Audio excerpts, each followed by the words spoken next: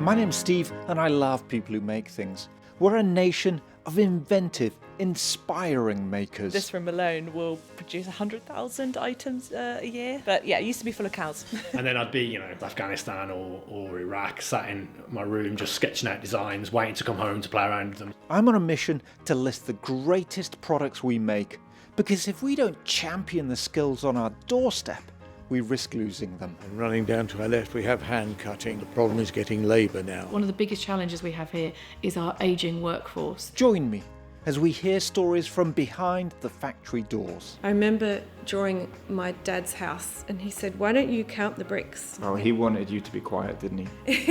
Do you ever have any sleepless nights, Alex? I don't sleep. Together, let's make more makers.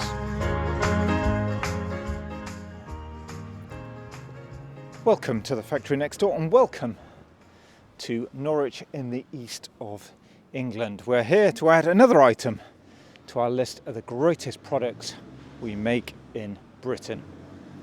I'm on the high street at the moment and I'm looking for a particular shop called Bowhill and Elliott, who make, sorry, very noisy motorbikes going by there, who make something called the Albert slipper, which I don't think you need to be called Albert to own. That would be a remarkably small potential customer base, but I'll find out about that. Whilst I locate the shop, have a listen to what's coming up in this week's show. Sometimes life presents yourself with opportunities that you didn't expect, and you either have a go or you don't. Why is it called the Albert slipper? We used to stand here and stand in puddles and stuff. Tell me about your huge history. It's not that huge, really. Do we get to go behind the magical door yet? Let's go behind the magical door. And I think people underestimate how hard you have to work to stand still. It all depends what's in your heart. Honestly, I did study. I was good at what I was doing, but I didn't like it. It wasn't fulfilling. If it all goes wrong, hopefully Tesco's will still employ me. Here we are. Hello. Hello. How are you? Very good. You? Thank you. Yeah, good. I'm Karina. Stephen, Karina, very nice to meet you. I'm Marc. And I recognise Marc. Hello, Marc. Do you? That's Very all right. nice to meet you. Very nice to meet you. Thank you very I've been much. I've been stalking you. Of course you have. Yeah. Very best way. Hello, I'm Marc Debut and I'm the Managing Director at Bowhill and Elliott. Okay, Marc, describe the scene around us right now. Okay, so you have just walked through the front door of our retail shop where you see the brands. We've actually got two floors. The floor above is our slipper lounge where we have a whole floor dedicated just to our own manufacturing. And then behind these doors, as we go round the warren of the building, you'll see the individual stockrooms, workshops. Super exciting, and I'm very much looking forward to going through that door. Through the doors. Through the Yes. door, the magical Yeah. door. But just briefly, tell me a little bit more about the shop. So 1874 is when Odebiah Bowhill turned the keys at 65 London Street, and it was then a bespoke shoemakers. Of course, Norfolk was also famous for its shoemaking back then. So Northampton made welted shoes predominantly for men, and Norfolk had a proud history of making women's and children's shoes, so cemented soled shoes. And we had lots of factories here, and we would buy in from those factories alongside our own manufacturing.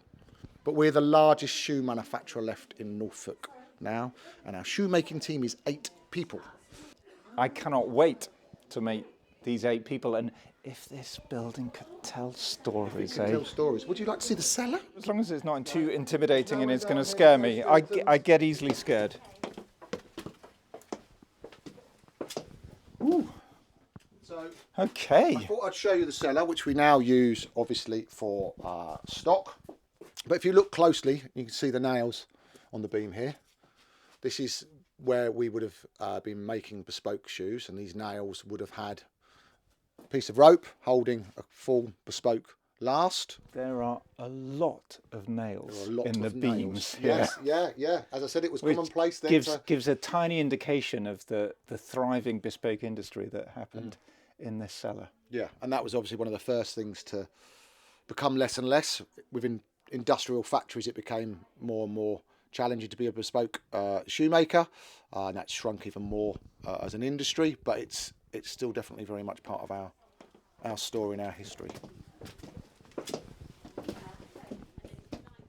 I am incredibly lucky that I have the opportunity to be sat here in the position that I am today, which was not part of the master plan when I joined in 2019. I am here because I used to work for Joseph Cheney and Sons in Northamptonshire. My wife, Lucia, is originally from Norfolk, from Sheringham.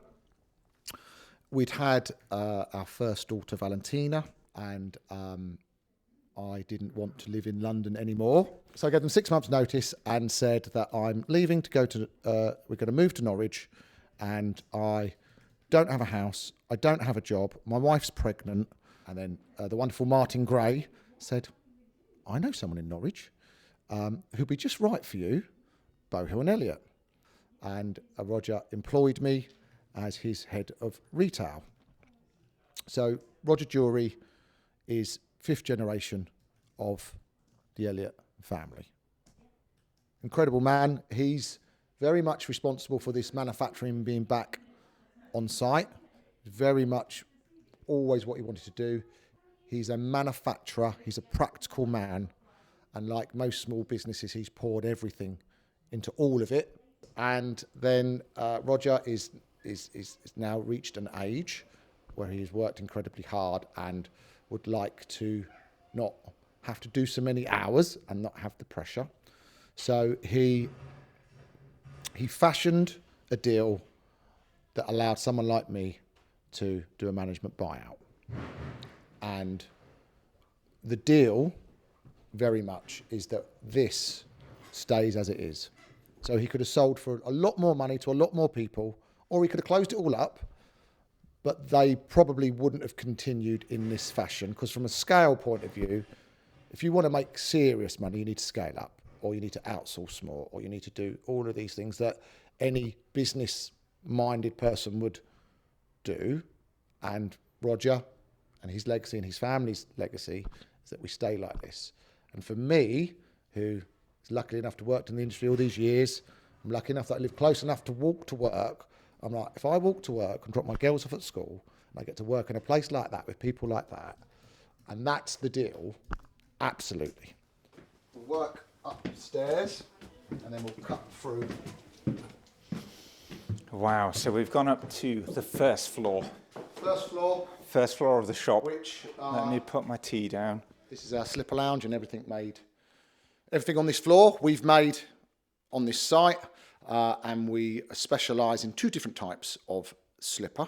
We do a turn slipper, which historically dates back to the 14th century, and history has it that the strangers that came to Norfolk, the persecuted from Europe, brought a lot of these skill sets with them in the 14th century, and one of them was this, very much the indoor slipper. But what we're more known for is the Albert slipper.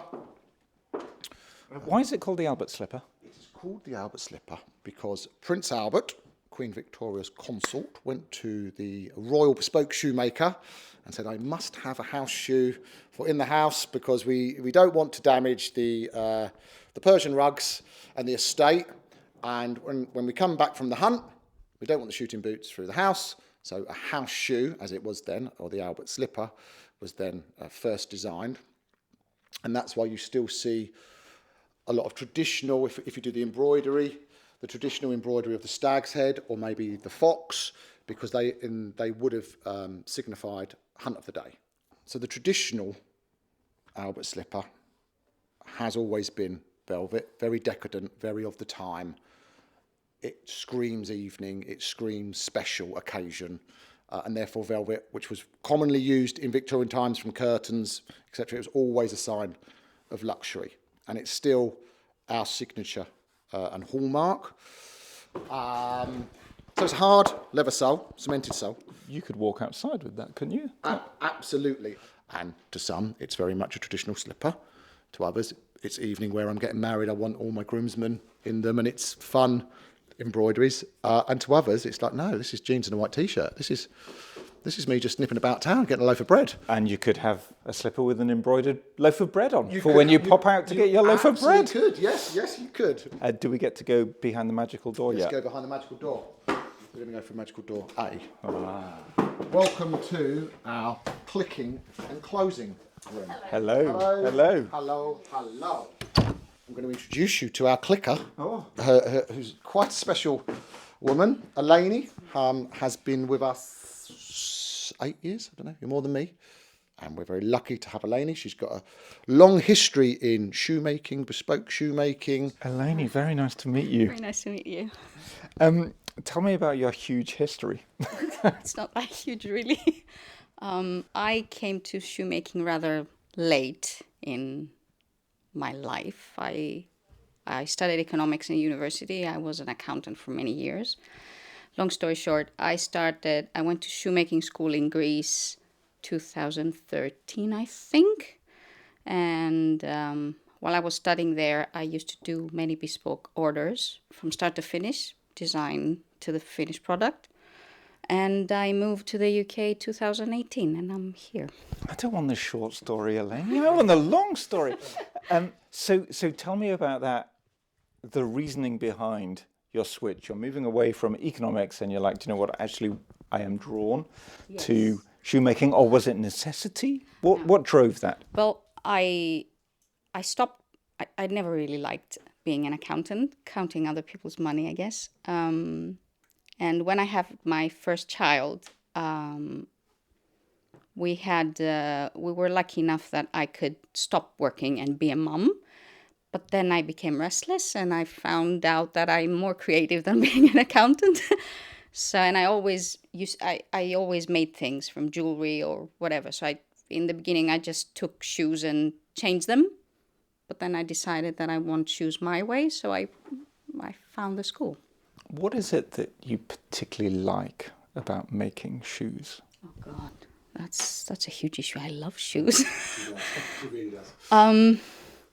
For me, I think it's mostly that I can talk with someone and they can give me their idea and I can actually make it.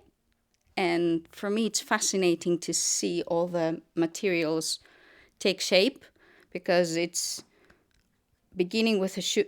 It's like 2D becomes 3D, and then you design it on a last, and then it becomes 2D again because you need to do the patterns, and then you put all these together and it's 3D again, and it's a finished product. You haven't actually tried, and it's amazing to see something you've made with your hands on someone's feet.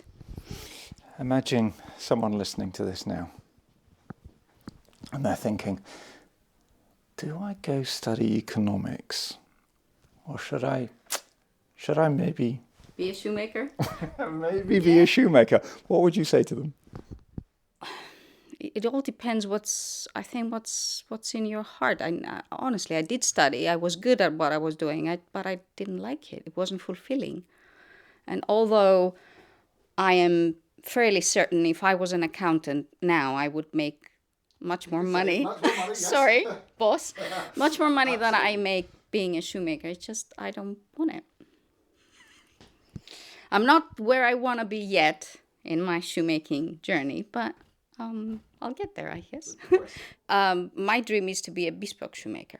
And England, or should I say the Great Britain, I don't know, it has a long history in shoemaking, bespoke and hand belting and everything. So I am studying now under a very, very good teacher. He's one of the best, if not the best, makers in the West End. And I'm very lucky to study with him for that. So that's where I hope I'm going. There's no hope. We all know that's where you're going, Elena. Thank you so much for chatting to me. Thank you very much. I do remember once going to Roger, and it was through the lockdowns, and we used to have pizza Fridays, Roger and I, and we'd talk about what we'd be doing, just the two of us would sit on the shop floor down there in the dark, and I said, I've remortgaged my house and I'd like to put a bit of money in to buy in. And he looked at me and goes, are you mad? Like, we're in a lockdown, there's no And I was like, because if I don't have this job, what am I going to do? I don't want to not work with shoes. I've now seen the magic that is here, and I can't believe that this place exists. I don't know what else I'd do. So I'd rather put in a bit of my own money to show them with you, and because I believe when we come out of this, we'll be good. He didn't accept it then, no, but I think that maybe gave him the inclination that he could trust me later on down the line. Hang on, so you moved to Norfolk. Mm-hmm. You start working at Bowhill and Elliott. Yeah. In the retail. You go into lockdown. Yeah. With a newborn baby. With a newborn baby. And my wife had just been made redundant. Things are uncomfortable. My wife had just been made redundant from Marie Claire because she was in the press industry, and that was another industry that was stuff. Yeah, it was funny times. Slightly tricky. Yeah, there was a lot going on. And you think, what I'm going to do is I'm going to remortgage the house. Yep, did that. And say to Roger, whose family has owned Bowhill and Elliott for generations. You're going to remortgage your house. You're going to say to Roger, actually, I want to buy in. Yeah, because that way, we remortgaged the house, so we had some security. So there was some money there in case it didn't work. I'd only been here 6 months and had a very good relationship with Roger, but he certainly wasn't obliged to me after 6 months. And I just thought the idea was we wanted to live in Norfolk. We love Norfolk. We love everything about it and the community. And when we moved here, it was everything and more. I was like, well, what do I do with my skill set? Bearing in mind that retail, we're in a lockdown. I want to work with shoes. There is nowhere else. I'm literally going to be, and notice, but I'm going to be working in Tesco's. That is the only, I don't have a good academic background. I don't have particular skills. I'm not practical. Like, there is either I offer some money, which hopefully keeps me in the game and believe in it, or I go and work at Tesco's. And I haven't worked this hard to get to Norfolk to then do shift work at Tesco's when I've just worked here. I've had 6 months in my happiest place ever. So that was the strategy. I mean, that's rolling the dice. It's a gamble. It's a gamble. Rolling the dice. Yeah. Which, sometimes life presents yourself with opportunities that you didn't expect, and you either have a go or you don't. And if it all goes wrong, hopefully Tesco's will still employ me. So Roger didn't take you up on your offer. No. In the lockdown. He did not. When did Roger take you up on your offer for a buyout? He then approached me, came in with Victoria one morning, all very happy with himself, and he said, I've got an idea. This is what we're going to do. I was like, okay. And we went to the pub and we discussed it, and he said that he would like an exit strategy.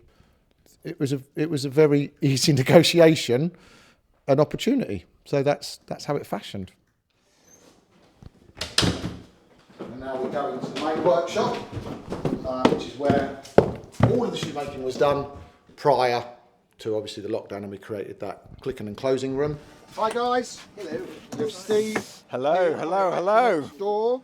And we're going to start with Stewie. Because he's the master shoemaker.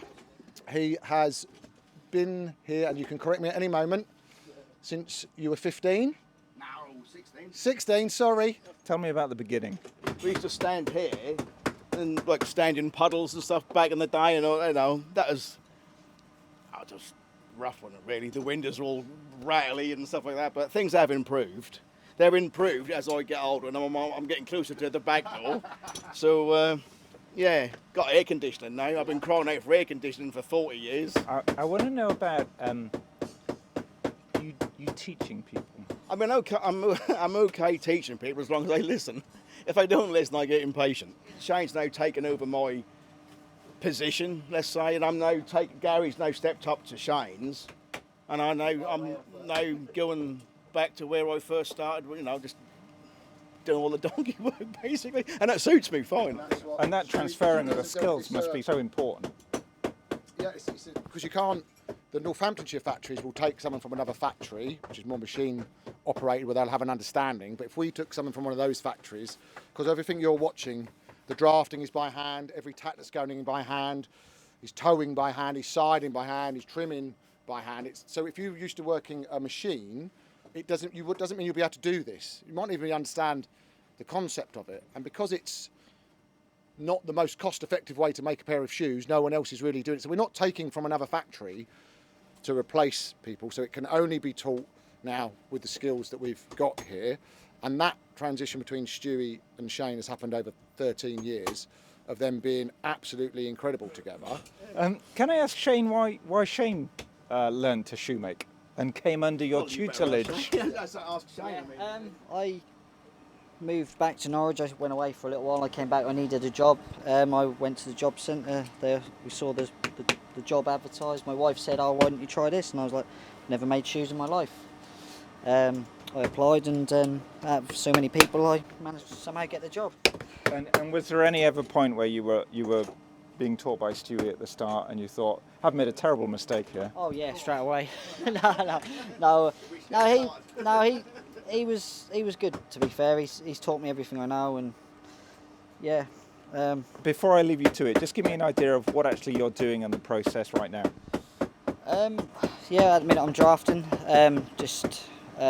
What does that entail? You've got a lot of pins. Yes, there is. You tack the back of the shoe onto the last first, then you put it into the oven to heat it up to soften the toe puff. Then you pull that over and tack the front. Then you pull the front sides in, tack them, and then you tack the middle part, and till you get the basic shape really, and then you pass it on to the next person. Drafting is the real skill, along with the towing, where you'll see that Shane will he has to pleat all of that in, and it's all done on a pincer pull point. So a big factory, a Northamptonshire factory, they would use a lasting machine, and it'll be a big hydraulic and pull it all in tight in one go. And obviously Shane and Stewie and Gary, they're doing it all by hand, and that is the precision that you need, is quite incredible, and that's why it wouldn't be a transferable skill set necessarily if you came from another factory, because you wouldn't have had to do that. Hi, if you're enjoying the show and want to support our makers and manufacturers, please hit the subscribe or follow button. If you're listening on Apple, hit the stars and rate the show. It takes a small moment but makes a big difference. Thanks. Right, back to the chat. Thinking about, kind of, you're taking over the business, you're building the brand. When we think about stages, are you at the stage where you feel within you that it's still super early, and with that still super nervy? Yeah. Or are you kind of at that stage where you feel you've got solid ground underneath you?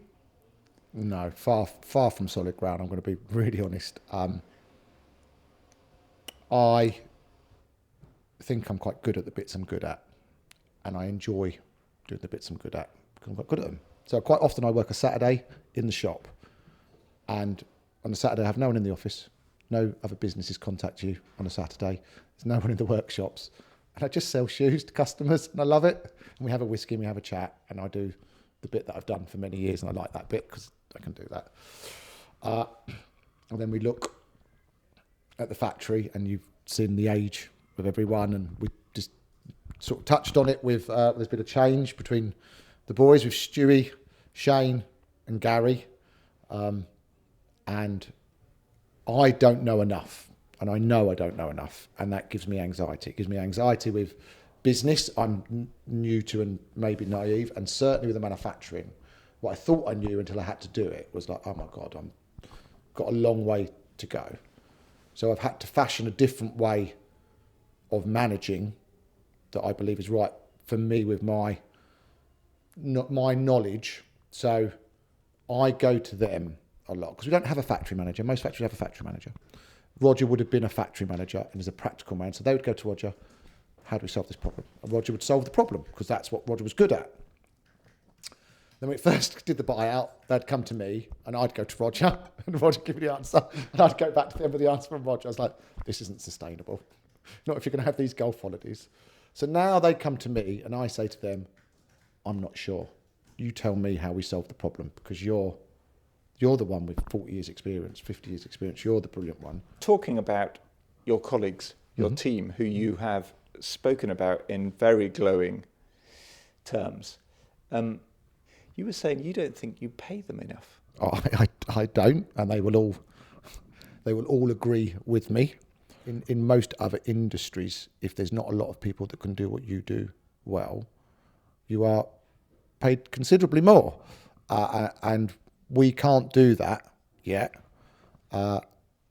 And I think they should be paid more. And unfortunately, they're paid as much as I can afford to pay them at this time. And I hope they believe me when I say we are going to go up. And every time we go up, you're going to come up with me. Because I can't do it about them. And they can't do it about me, I suppose. So there's an understanding. But I think in general, in this country, we never have really recognised manufacturing or given it the kudos that it should have. And that upsets me because I can see what they can do, and but that's the nature of the beast. But it doesn't mean I necessarily agree with it. Marisa, how are you doing? I'm fine, thank you. And what are you doing? I'm putting the lining onto the quarter, and then I will then pass it to Vanessa, who is then binding them. And how long have you worked in the shoe making industry? 42 years. 42 years? So between the two of you, you got more than 80 years experience? Yes. Do you not flaunt that in front of colleagues' faces? If you're ever kind of, having a little disagreement, you can say, listen, this is how it's going to do it. Oh, right, okay. I've always liked working in the shoe industry. I've always liked the people, the general banter, and I've always loved machining, so the two go in hand. So. Have you ever thought about just going to work in an office, maybe work on a computer or something like that? Why not? No, me and computers don't go together. You just like using your hands? Yes, yeah.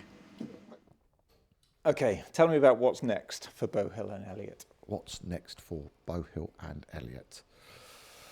We are certainly looking to expand the awareness of the brand and to sell more direct to consumer.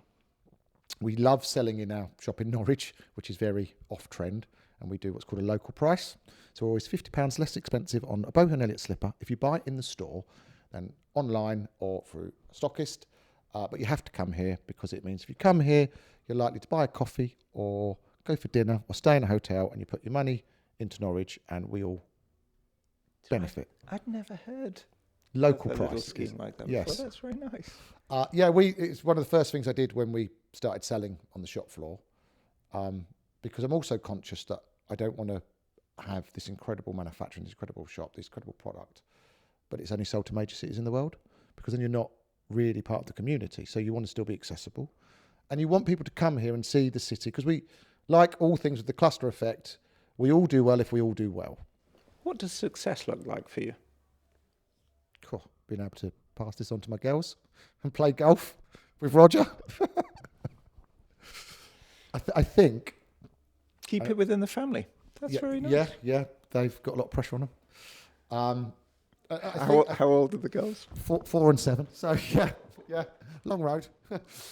I think people success is generally measured by the amounts of money made, or the equity, or what you have to show for it. And actually, success is this continuing for 30 years and going on to someone else who's a custodian, and it continuing for 30 years. And I think people underestimate how hard you have to work to stand still, but actually what an achievement it is just to keep it as it is. So you don't risk the heavy heights, but you don't go low, you don't go bust. And people underestimate it because it sounds boring to plateau. So we've got a little grand piano downstairs. I don't know if you noticed that, one of my favourite. And we have Ted from the school comes in and he plays the piano. And sometimes you walk in here, there's someone playing a grand piano. We're having a whiskey. People are buying shoes. People are making shoes. And that, to me, is success. Final question. Mm-hmm. So, obviously, on the show, we have a list. We are creating a list of the greatest products we make in this country. Yeah. The Albert slipper is going on that list. Yes. Have you got any other suggestions for what should go on the list? From other manufacturers? I am going to say Black Horse Lane Atelier, which is the denim factory in London. Han, I actually slightly stole the local price off him, actually, because he used to do an E17 discount that if you lived in Walthamstow, you got 17% off. I remember that. And that's where his factory is. So thank you, Han. I stole that one. Again, he opened a factory in London. He's making jeans in London. That's brilliant. I like them. I really like jeans with velvet slippers because it's out of context. So also a good way to do it. So he would be my next shout. Great stuff. Han, okay, we're going to come. We're going to come for you. Marc, it has been an absolute pleasure and a joy. Thank you enormously to you and your team for welcoming me in today. Thank you so much for coming. Really appreciate it. Okay, number 17 on our list of the greatest products we make in Britain, the Albert slipper. It will go into our shed of greatness eventually. Regular listeners will have spotted that I am not heading into the shed right now, as I usually do. The boring reason for that is because we're having to do a bit of building work at the back of the house, and I can't get into the shed. It's just temporary. These slippers will take their place in there very soon. My thanks again to Marc and his team in Norwich. My thanks to you for letting me hang out with you for half an hour. If you're on Instagram, say hello. Thanks for the kind words, Tim Hardy. Thanks, Mark Warren, and any other listeners who recommended the podcast to the Guardian newspaper. It was very, very nice to see we made their list of listeners' favourite news shows of 2024. Okay, I'm off to make the builders another cup of tea. Wherever you are, whatever you are doing, I hope you are happy. Until next time.